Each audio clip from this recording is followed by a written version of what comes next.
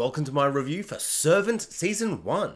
Now, I've been going on a bit of an Apple TV binge recently, since The After Party and Severance have both been amazing. I'm like, well, I may as well give another couple of shows a go. I was watching Suspicion, that's okay. Then I came upon this show, Servant, and I saw that Ron is in it, and I'm like, awesome, I'm going to check it out. Ron's in it, oh, it's a thriller, that's fun to see him do something different.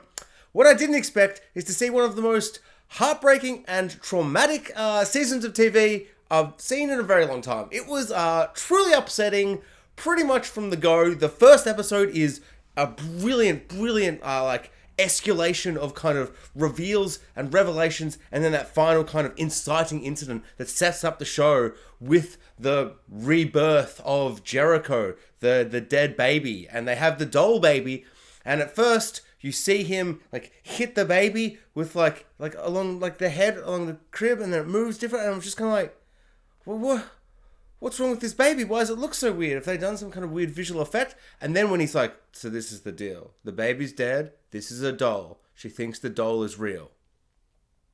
I'm sorry, what? You can even do that? You can buy a doll like that?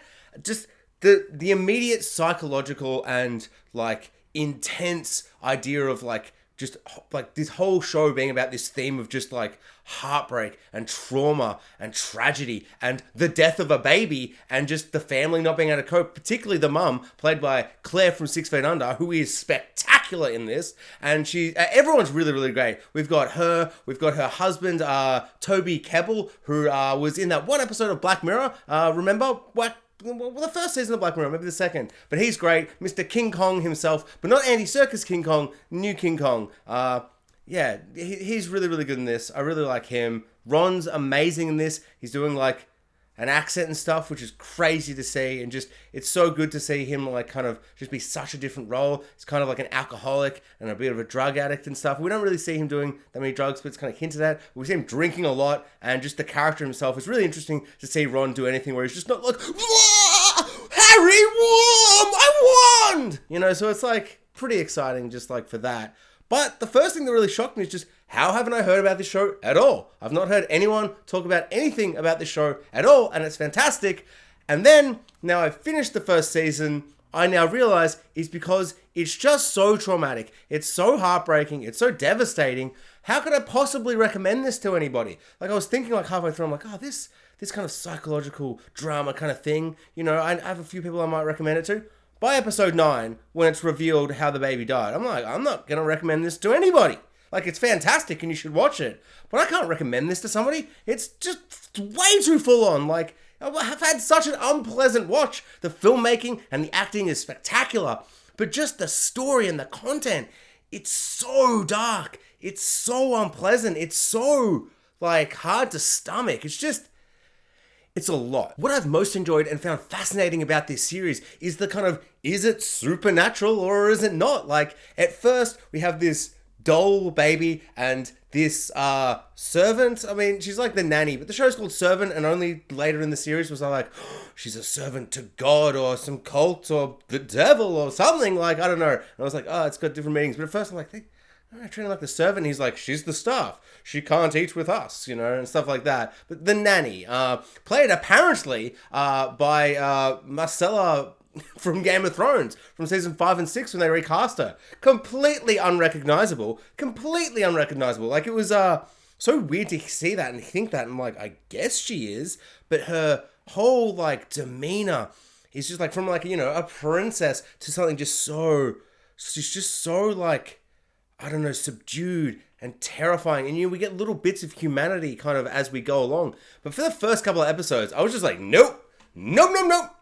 I don't look like her. She's praying and being creepy and just having this weird, quiet, just the performance was just very unsettling. And because I knew it was like a thriller, like a psychological horror thriller kind of thing, I knew something was up. Like, I knew something was going to happen before, like, the whole baby situation happened. So I'm just on edge. I'm just, like, kind of tense about the whole situation. At first, she was giving me really kind of upsetting, kind of off-putting vibes, kind of reminded me of what I felt like she was going to kind of turn into, like, kind of like the religious character from The Mist or Midnight Mass. Her performance at first is super upsetting and just chilling, and it's just so quiet, and there's just something so unnerving about it. Like, the amount of times that Ron is like, I know what the deal is here, how much money, and she just, like, looks at him being like, fairy floss. How do they make fairy floss? But just in this like way, it's just so upsetting. It's just like, oh, talk normally. Like, oh, just, I don't know. It really upset me for a lot of it. There are moments, like little hints and sneaks of like a real kind of person with like emotions that you can kind of like, I don't know, like understand and kind of like, you know, relate to. But she was really like odd at first, and it made me like, I don't know, there was like a moment where I'm like, well, this has like 3 seasons out. They are definitely going to make me try and have sympathy towards her, and I don't think I'm okay with that. But by the end, I was like, no, I'm totally okay with that. She was such a great performance. Like when her uncle and then in the finale, her auntie arrive, you kind of get more of a sense of where she's been. Because at first, it's like she's got the creepy cross straw thing, and you're like, is she some kind of witch? Like the first thing I thought, you know, in terms of it being supernatural or not. Like, I just thought, straight off the bat, it's definitely supernatural. She's some kind of Pinocchio witch. Like, there's a doll, and then she makes it a real boy. And I'm like, she's a Pinocchio witch! I cannot believe she's a Pinocchio witch. I cannot believe there's a show that is so scary and so tense, but it's just about, like, a Pinocchio witch lady.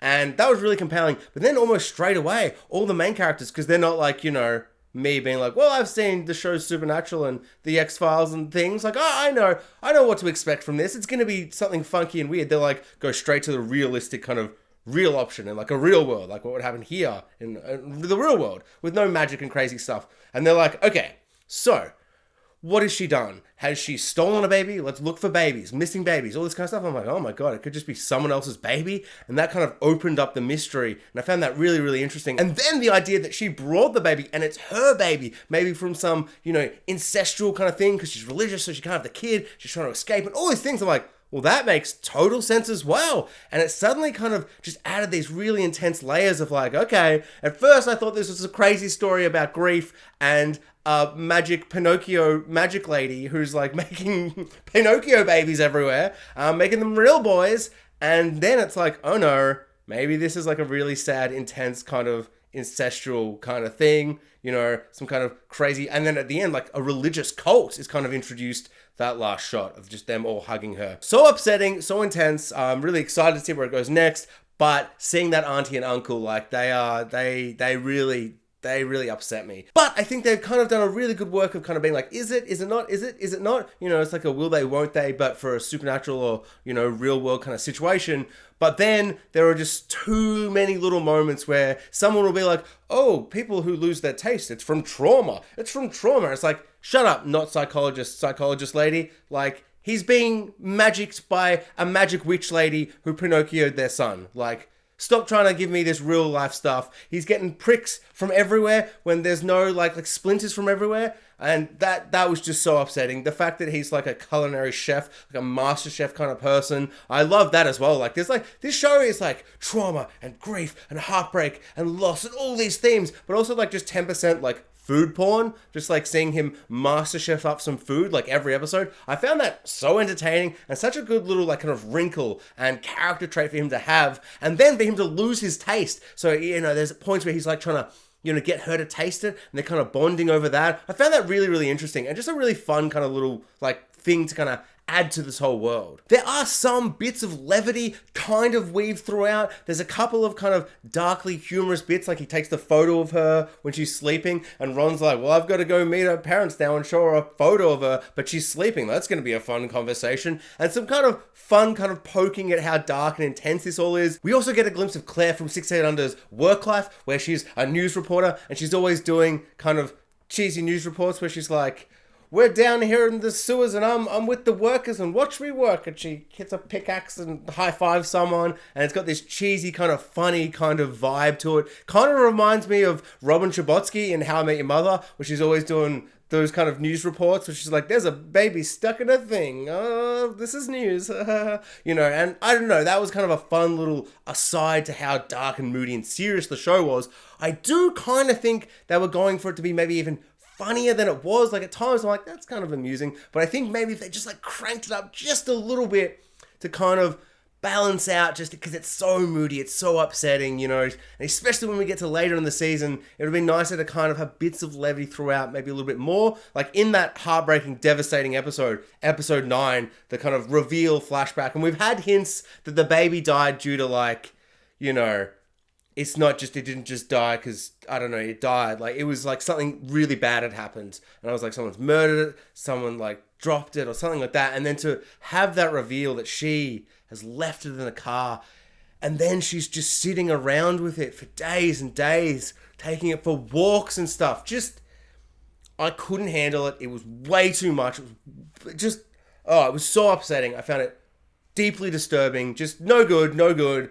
Really well made. The acting, like that one moment, there's a big wide, she's just shaking. It's just incredible filmmaking, but way too much. Didn't like it at all.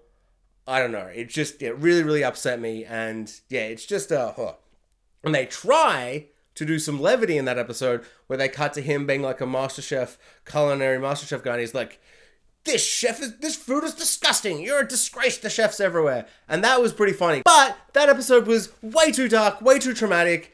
The levity, I felt like the tonal just didn't work. I felt like they weren't balancing it properly. Or maybe I was just too upset. I was like, this is hilarious and funny, but I wasn't laughing out loud. I was just consciously being like, that is funny and cool. I wish I wasn't so sick inside right now. In terms of whether it is supernatural or not, they've done a really interesting thing where it's like, to me, it feels very, very obvious that it 100% is a supernatural Pinocchio witch lady kind of situation. But then there are enough kind of little threads to be like, well, actually, no, it's not. And I think the dog is a really, really great example of how it seems very, very obvious it's supernatural. But you could also be like, no, it's totally not. Like, he hits the dog, they think they've killed it, pushes in the room, and then she walks mysteriously into that room. Does she bring the dog back to life? Does she Pinocchio the dog? Or did they not kill the dog and the dog just wakes up from a bruised head and he's like, what the hell? And he runs away. Who knows? So they're doing a really fine line. I hope it gets kind of more supernatural. At times it feels like it's been very, very obvious. And at times it feels like it's not. The wording, I feel like you could always kind of twist and turn it the way you want to see it. And so I really, really like that kind of aspect of the series. I think I'm always more inclined to kind of want something to go full supernatural. You know, I love magic and monsters and all that kind of things. Like, I love just supernatural stuff, you know? Like, I love a dark, gritty Batman where he's fighting a Riddler that's a serial killer. But you know what I love even more? Poison Ivy with giant tentacle, plants eating people and crazy stuff. I love magic and monsters. And so I love the idea that this is a supernatural kind of thing and she's come to kind of give them a gift. But also, maybe it's just her baby and she's tried to, do it that way. I think that's kind of less interesting. It's interesting that they're playing with those ideas. I think it will go the supernatural route in season 2 and 3, but we'll see. I'm very excited to see more. That moment where she sees the kid with the doll and the kid's like, it's not a doll, this is my baby, the way kids do. And I'm like, oh no. Oh, this is going to be very triggering for her. Don't do this, baby kid, Ren. And then to have the reveal later where someone, like the cops come and they're like, we're here about a kid. But it just turns out that kid's actually missing. It was just, so tense for a moment. One choice I absolutely love in episode 9, the reveal horror show flashback episode, was to have them meet, like get ordered, delivered like a few days early.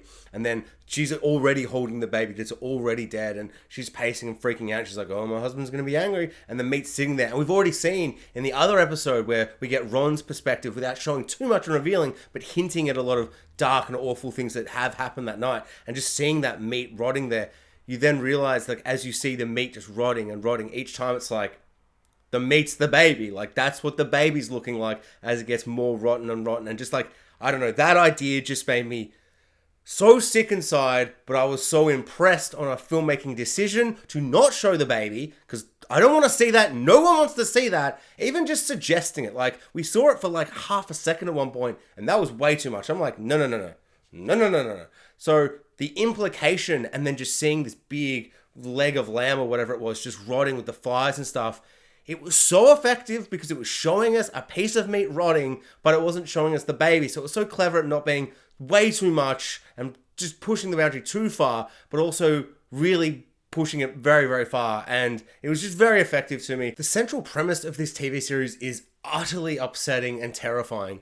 But what really works about it is how they kind of play through everything and how they kind of slowly reveal things and kind of twist and turn your kind of expectations on how everything's playing out. Like, at first, Toby Cabell's just like, what the hell? Whose baby is this? What the hell is going on? Whose baby is this? And like, he's so scared and terrified, but he can't he doesn't want to like break his wife Dorothy anymore because she's so traumatized. And at this point, we don't know why she's traumatized. She's just been utterly traumatized by it. And she went into a catatonic state, apparently. And so, of course, you understand why he doesn't want that to happen again. So he's kind of going along with it, and he brings in the brother / his good friend, into this. And it's, like, really intense as it all kind of plays out. And they're trying to, like, is it for money? Does she want money from them? Is she trying to manipulate them or twist them? Is she trying to escape? Is it this? Is it that? But then, slowly, Toby Kebbell's kind of just like, actually, I want my son back too. Like, I didn't go into a catatonic state, but I want my son back desperately. To the point where I will accept that this baby is mine, even if it might not be mine. It might be the nanny's. It might be a random baby.